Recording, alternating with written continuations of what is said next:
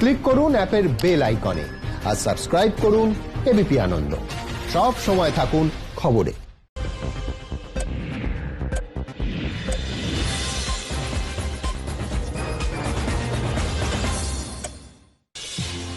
নমস্কার, দেখছেন এবিপি আনন্দ। 7টায় বাংলায় আপনাদের সঙ্গে আমি স্বর্ণালী। তৃণমূলের গোষ্ঠী কন্দলে উত্তপ্ত ভাঙড়, বোমাবাজিতে জখম ভাঙড়ের তৃণমূল যুব নেতা কাইজার আহমেদের মদতে হামলার অভিযোগ। কাইজার সহ 21 জনের বিরুদ্ধে থানায় অভিযোগ তৃণমূলেরই একাংশের। মোট 4 জনকে গ্রেপ্তার করল পুলিশ। গোষ্ঠী সংঘর্ষে ফের উত্তপ্ত ভাঙড়। আমরা রয়েছি ভাঙড় থানার অন্তর্গত ঘটকপুকুর গোবিন্দপুরে। ঠিক গতকাল রাত 8টা নাগাদ এখানেই কিন্তু গন্ডগোলের সূত্রপাত। যুব তৃণমূল কংগ্রেসের পক্ষ থেকে যেটা অভিযোগ করা হচ্ছে, এখানকার অর্থাৎ কিনা ভাঙড় 1-এর এ ব্লকের যিনি যুব তৃণমূল কংগ্রেসের সভাপতি রয়েছেন বাদল মোল্লা, তিনি এবং তার অনুগামীরা যখন এখানে বসেছিলেন সেই সময় কিন্তু আচমকাই একদল দুষ্কৃতী, যারা কিন্তু তৃণমূল আশ্রিত, তেমনটাই কিন্তু যুব তৃণমূলের পক্ষ থেকে অভিযোগ করা হচ্ছে, তারা কিন্তু তাদেরকে লক্ষ্য করে বোমাবাজি করে, তেমনটাই অভিযোগ।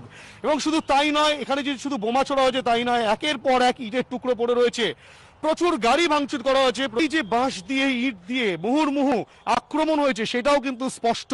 এমনকি এই যে বোমা ছোড়ার ঘটনা ঘটে, বাদল মোল্লাকে লক্ষ্য করে যে বোমা ছোড়া হয় বলে যুব তৃণমূল কংগ্রেসের পক্ষ থেকে অভিযোগ করা হচ্ছে, তাতে কিন্তু বাদল মোল্লা গুরুতর আহত। তিনি আশঙ্কাজনক অবস্থায় ইএম বাইপাসে তার একটি হাসপাতালে চিকিৎসাধীন রয়েছেন এবং তার অবস্থা যথেষ্ট সংকটজনক, তেমনটাই কিন্তু পুলিশ সূত্রে খবর এবং হাসপাতাল সূত্রে তেমনটাই জানা যাচ্ছে। গোটা ঘটনায় মোট 21 জনের বিরুদ্ধে অভিযোগ করা হয়েছে এবং এই অভিযোগ করা হয়েছে যে এইখানকার অর্থাৎ কিনা ভাঙড়ের দোর্দণ্ড প্রতাপ নেতা কাইজার আহমেদ এবং তার অনুগামীরাই কিন্তু এই ঘটনার নেপথ্যে রয়েছে। মূল অভিযুক্ত যার বিরুদ্ধে, যার নেতৃত্বে এই আক্রমণ বলে বলা হচ্ছে, অর্থাৎ কিনা কাইজার আহমেদ, তিনি স্পষ্টত ফোনে যেটা জানিয়েছেন যে তাকে রীতিমতো ফাঁসানো হচ্ছে। এই ঘটনার নেপথ্যে তার কোনো ভূমিকা নেই এবং গ্রাম্য বিবাদকে যুব তৃণমূল কংগ্রেস এবং তৃণমূল কংগ্রেসের বিবাদ বলে দেখানো হচ্ছে। ভাঙড় থানার পুলিশ এখানে মোতায়েন রয়েছে এবং পার্শ্ববর্তী যেসব থানা, সেই সব থানার পুলিশও কিন্তু এখানে মোতায়েন রয়েছে। ক্যামেরা অঞ্জন বিশ্বাসের সঙ্গে রঞ্জিত হালদার ও হিন্দল দে, এবিপি আনন্দ, ভাঙড়। এই ঘটনা সম্পর্কে কাইজার আহমেদের বিরোধী গোষ্ঠীর কি বক্তব্য শুনবো। আমরা প্রশাসনের বলেছি, আমরা টোটাল বাসন্তী আয় অবরোধ করে দেবো। এই খুনি কাইজার, এই তোলাবাজি কাইজার, এই জমিদার কাইজার যতক্ষণ না অ্যারেস্ট হচ্ছে আমরা এই অবরোধ তুলছি না, তুলব না। তৃণমূল জেলা যুব সভাপতি শওকত মোল্লার কি বক্তব্য শুনে নেব।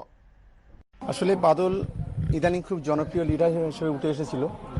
মানুষের বিপদে আপদে সবসময় সে পাশে দাঁড়াচ্ছিল বলে ওখানকার বেশ কিছু সমাজবিরোধী যারা আছে তারা এই বিষয়টাকে বরদাস্ত করতে পারছিল না। তাই আমার মনে হয় পরিকল্পিতভাবে আক্রমণটা করা হয়েছে। এফআইআরে যাদের নাম দেওয়া হয়েছে, আমরা পুলিশকে বলেছি এবং রাজ্য নেতৃত্বকে বলেছি যে একেবারে সরজমিনে তদন্ত করে প্রকৃত যারা দোষী তাদেরকে দৃষ্টান্তমূলক শাস্তি দেওয়ার জন্য।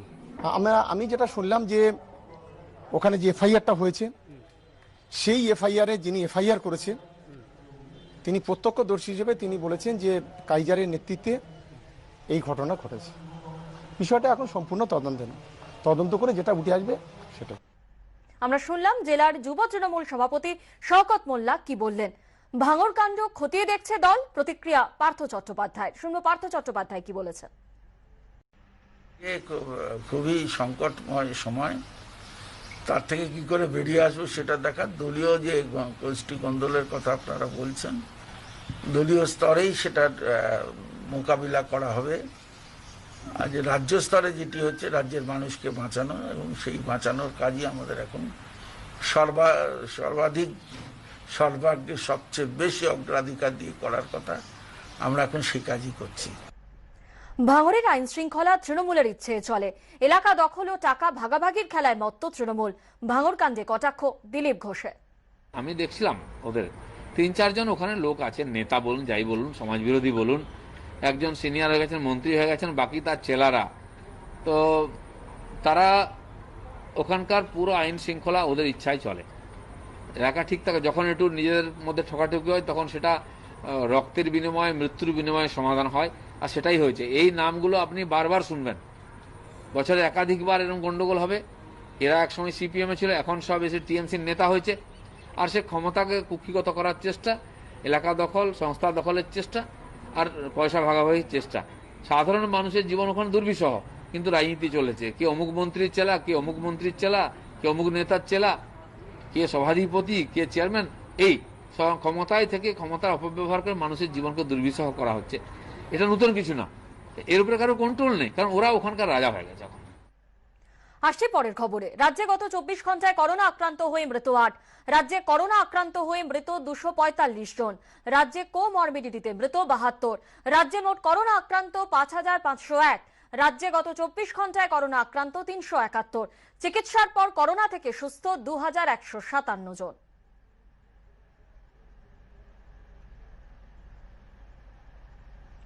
কোয়ারেন্টাইন সেন্টার নিয়ে শিউরিতে ধুন্ধুমার। কোয়ারেন্টাইন সেন্টার তৈরিতে আপত্তি স্থানীয়দের। পুলিশ জনতা খণ্ডযুদ্ধ, ব্যাপক ইট বৃষ্টি। টেলিফোনের মধ্যে আমাদের সঙ্গে রয়েছেন আমাদের প্রতিনিধি গোপাল চট্টোপাধ্যায়। গোপাল, ঠিক কি কারণে এরকম পরিস্থিতি তৈরি হলো, কি জানতে পারছো? দেখো, শিউরি বারুইপাড়ায় বীরভূম মহাবিদ্যালয় বলে একটি কলেজ আছে, সরকারি কলেজ। সেই কলেজটিকে নন কোয়ারেন্টাইন সেন্টার করার চিন্তা ভাবনা করেছিল প্রশাসন। তার প্রতিবাদে ওই এলাকার মানুষজনরা রাস্তার বিভিন্ন জায়গায় বাঁশ বেঁধে ব্যারিকেড করে দিয়েছিল, যাতে করে এই সমস্ত পরিযায়ী শ্রমিকদের নিয়ে প্রশাসন ওই কলেজে যেতে না পারে। ঠিক এই জায়গায় যখন প্রশাসনের পক্ষ থেকে আজকে শিবদানা পুলিশ এই সমস্ত বাস খুলে দিচ্ছিল, একের পর এক বাস খুলে দিচ্ছিল, রাস্তা পরিষ্কার করার চেষ্টা করছিল, সেই সময় পুলিশের সঙ্গে জনতার খণ্ডযুদ্ধ বেঁধে যায়। মুহু পুলিশকে লক্ষ্য করে ইট পাটকে ছুটতে থাকে ক্ষুব্ধ মানুষজন, স্থানীয় মানুষজনরা। পুলিশ পাল্টা তাদেরকে লাঠি নিয়ে তেড়ে যায়। পুলিশের সঙ্গে দফায় দফায় খণ্ডযুদ্ধ হয়। একজন পুলিশ কর্মী হাতে ইটের আঘাত লেগে গুরুতর হয়েছেন। এই ঘটনাস্থল থেকে একজন বিক্ষোভকারীকে পুলিশ অ্যারেস্ট করে নিয়ে এসছে শিউড়ি থানায়। এই মুহূর্তে পরিস্থিতি নিয়ন্ত্রণে থাকলেও প্রশাসনের পক্ষ থেকে কিন্তু যেটা জানানো হচ্ছে যে ওই কলেজকে আপাতত নন হোম কোয়ারেন্টাইন সেন্টার করার যে সিদ্ধান্ত নিয়েছিল সেখান থেকে তারা সরে এসছে, সেটা তারা স্থগিত রাখছে। যদিও এলাকায় পরিস্থিতি কিন্তু উত্তেজনা রয়েছে, পুলিশ কিন্তু বাকি হামলাকারীদের খুঁজে তল্লাশি চালাচ্ছে। ধন্যবাদ গোপাল। অন্যদিকে ভিন রাজ্য থেকে কোচবিহারে ফেরা আরো 37 জন শ্রমিক করোনা আক্রান্ত। ওই পরিযায়ী শ্রমিকরা কোচবিহার 1, কোচবিহার 2, শীতলকুচি, সিতাই, তুফানগঞ্জ ব্লকের বাসিন্দা। টেলিফোনে এই মুহূর্তে আমাদের সঙ্গে রয়েছেন আমাদের প্রতিনিধি শুভেন্দু ভট্টাচার্য। শুভেন্দু, এই 37 জন পরিযায়ী শ্রমিক যারা করোনা আক্রান্ত, তাদের চিকিৎসার কি ব্যবস্থা করা হয়েছে? পাশাপাশি এটাও জানতে চাইবো যে এদের সংস্পর্শে যারা এসেছিলেন তাদের খুঁজে বের করার জন্যই বা কি ব্যবস্থা নেওয়া হয়েছে প্রশাসনের তরফে? দেখো সোনালী, যাদের কোভিড পজিটিভ ধরা পড়েছে তাদের কিন্তু প্রত্যেকেই 10 থেকে 12 দিন আগে তাদের নমুনা সংগ্রহ করা হয়েছিল এবং তারা প্রত্যেকেই উপসর্গহীন। কাজেই তাদের মধ্যে এখনো পর্যন্ত সেভাবে উপসর্গ দেখা যায়নি। তাই স্বাস্থ্য দপ্তর সূত্রে যেটা জানানো হয়েছে, তাদের প্রত্যেককেই স্থানীয় এলাকায় সেখানে আইসোলেশন করা হয়েছে এবং চিকিৎসকের তত্ত্বাবধানে রয়েছে এবং তাদের ফের নমুনা সংগ্রহ করা হয়েছে। আজকে অনেকেরই নমুনা সংগ্রহ করা হয়েছে। 2-1 দিনের মধ্যে সেই রিপোর্টও এসে পৌঁছবে। তখন যেটা মনে করা হচ্ছে, যেহেতু তাদের অনেকটাই দিন কেটে গেছে এবং তারা সুস্থ আছে, সেক্ষেত্রে তারা পুরোপুরি সেরেও যেতে পারে। যদিও এদের সঙ্গে থাকা সংস্পর্শে আসা বেশ কিছু মানুষকে কিন্তু ইতিমধ্যেই আইসোলেশন করা হয়েছে বলে জেলা প্রশাসন সূত্রে জানানো হয়েছে। তবে কুচবিহারে কিন্তু দিন দিন পরিযায়ী শ্রমিক এসেই চলেছে এবং 70 থেকে 80 হাজার ইতিমধ্যেই পরিযায়ী শ্রমিক এসে পৌঁছেছে জেলায়। স্বাভাবিকভাবে একটা জেলা প্রশাসনের কাছে একটা বড় চিন্তার বিষয়। যদিও আগামীকাল থেকে কুচবিহার জেলায় কোভিড পরীক্ষা শুরু হবে বলে জেলা প্রশাসনের তরফ থেকে জানানো হয়েছে, তবুও একবারে এত পরীক্ষা কিভাবে সম্ভব হবে সেটা নিয়েও কিন্তু প্রশ্ন উঠছে। সোনালী, ধন্যবাদ। ভারতে করোনায় মৃত ও আক্রান্তের সংখ্যা লাফিয়ে বাড়ছে। কেন্দ্রীয় স্বাস্থ্য মন্ত্রকের পরিসংখ্যান অনুযায়ী ভারতে মৃতের সংখ্যা 5164, আক্রান্তের সংখ্যা 1,82,143। তবে এরই মধ্যে সুস্থ হয়ে বাড়ি ফিরেছেন 86,984 জন। দেশের মধ্যে মহারাষ্ট্রের অবস্থা ভয়াবহ। ওই রাজ্যে আক্রান্তের সংখ্যা 65,000 ছাড়িয়েছে, মৃত 2,197 জন। এরপরই আছে গুজরাট। ওই রাজ্যে 16,343 জন করোনা আক্রান্ত, 1,007 জনের মৃত্যু হয়েছে। মধ্যপ্রদেশে 7,891 জন আক্রান্ত, মৃতের সংখ্যা 343। রাজধানী দিল্লিতে 416 জনের মৃত্যু হয়েছে। ওই রাজ্যে আক্রান্ত 18,549 জন। উত্তরপ্রদেশে 201 জনের মৃত্যু হয়েছে, আক্রান্তের সংখ্যা 7,445 জন।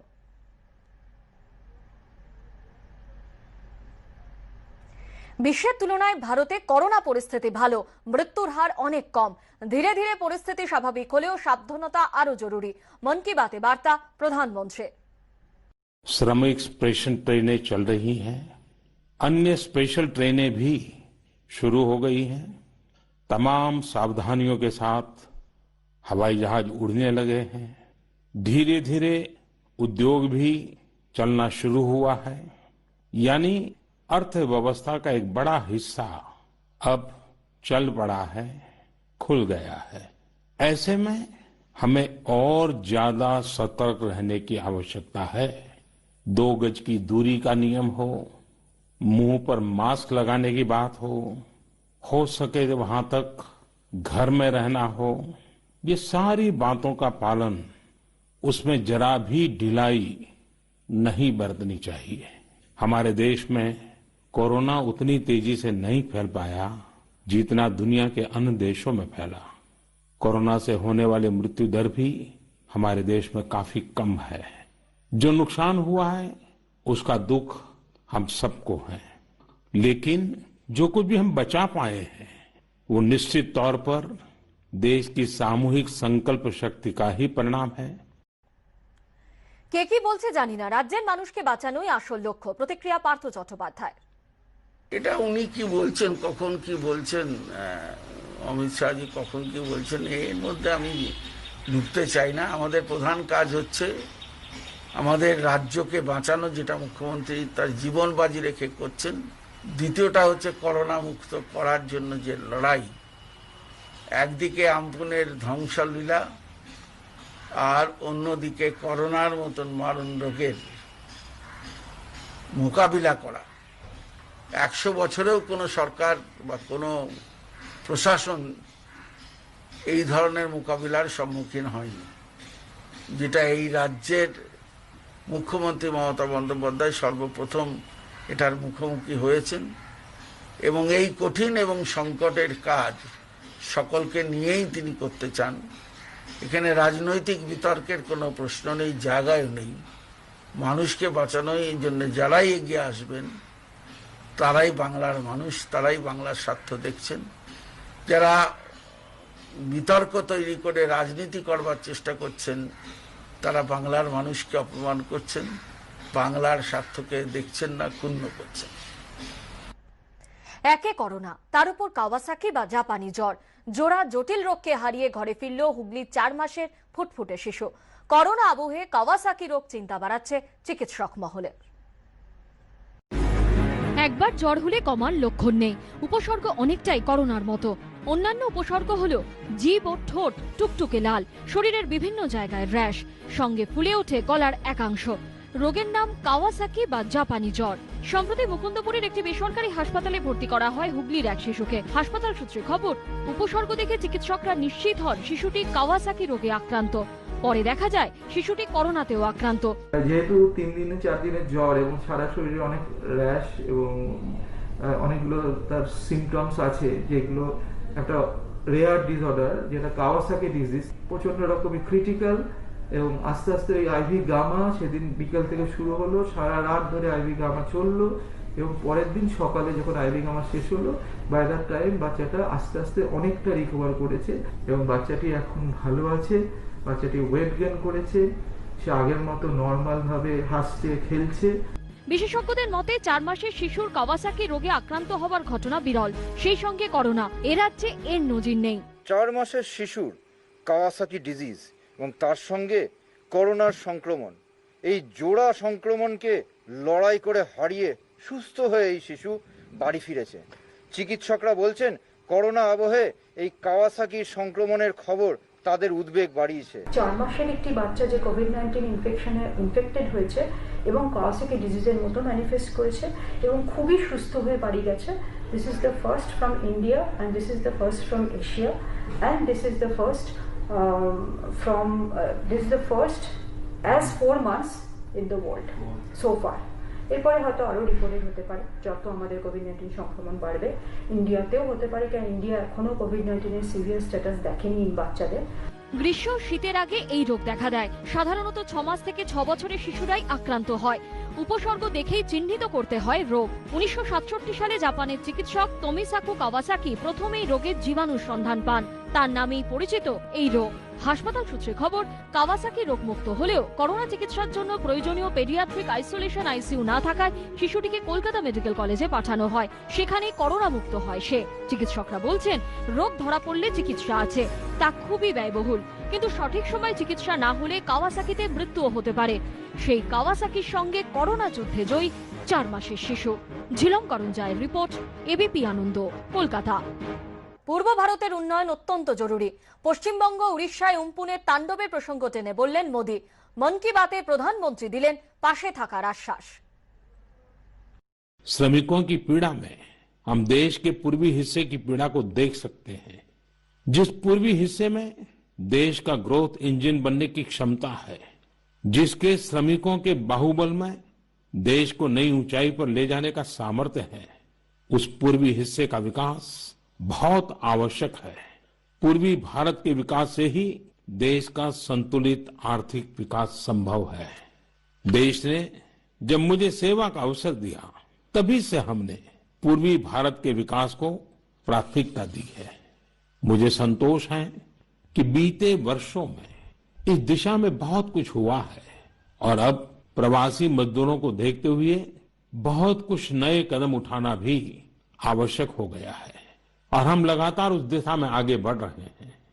मेरे प्यारे देशवासियों, एक तरफ हम महामारी से लड़ रहे हैं, तो दूसरी तरफ हमें हाल में पूर्वी भारत के कुछ हिस्सों में प्राकृतिक आपदा का भी सामना करना पड़ा है। पिछले कुछ हफ्तों के दौरान हमने पश्चिम बंगाल और उड़ीसा में सुपर साइक्लोन अम्फान का कहर देखा।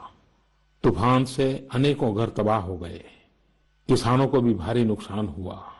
हालात का जायजा लेने के लिए मैं पिछले हफ्ते उड़ीसा और पश्चिम बंगाल गया था। पश्चिम बंगाल और उड़ीसा के लोगों ने जिस हिम्मत और बहादुरी के साथ हालात का सामना किया है, प्रशंसनीय है। संकट की इस घड़ी में देश भी हर तरह से वहां के लोगों के साथ खड़ा है। উম্পুনে তছনছ সুন্দরবন, ক্ষতিগ্রস্ত 1/3 ম্যানগ্রোভ অরণ্য। এদিকে সামনেই পূর্ণিমা। ভরা কোটালের আগে ভাঙা বাঁধ মেরামত না করতে পারলে কি হবে, আতঙ্কে চোখের পাতা এক করতে পারছেন না সুন্দরবনের বাসিন্দারা। ম্যানগ্রোভ বছরের পর বছর ধরে ভাঙনের হাত থেকে ওদের রক্ষা করে আসছে। দৈত্যাকার সামুদ্রিক ঝড় যতবার ধেয়ে এসেছে, ততবারই তার সামনে বুক চিতিয়ে দাঁড়িয়েছে ম্যানগ্রোভ। ঢালুই রক্ষা করেছে সুন্দরবনের জনপদকে। এবারও চেষ্টার কোনো কসুর করেনি, কিন্তু উম্পুনকে রুখতে গিয়ে শহীদ হতে হয়েছে হাজার হাজার সুন্দরী, করান, গেওয়া, হেতালকে। তছনছ সুন্দরবনের বিস্তীর্ণ এলাকা, ভেঙে খান খান একের পর এক বাঁধ, নোনা জলের নিচে বিঘার পর বিঘা জমি, মাঠেই পড়ছে ফসল। এদিকে সামনেই পূর্ণিমা, ভরা কোটাল।